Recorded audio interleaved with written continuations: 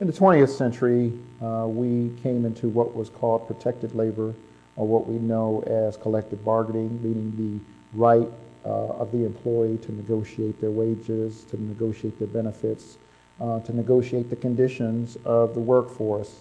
And we saw that African Americans were oftentimes excluded from labor unions.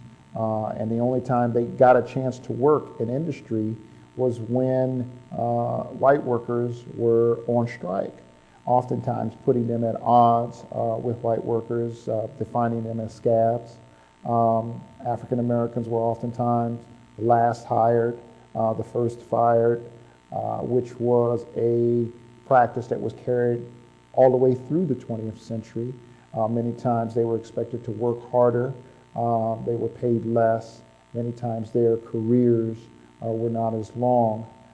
When we talk about the whole advent of automation, particularly that came about with the use of the automobile and the introduction of blacks into the labor force, blacks were not put in environments where they were using the latest automated technology. They oftentimes used the oldest type of equipment. They were oftentimes expected to do, one black was expected to do the work of 3 or 4 whites.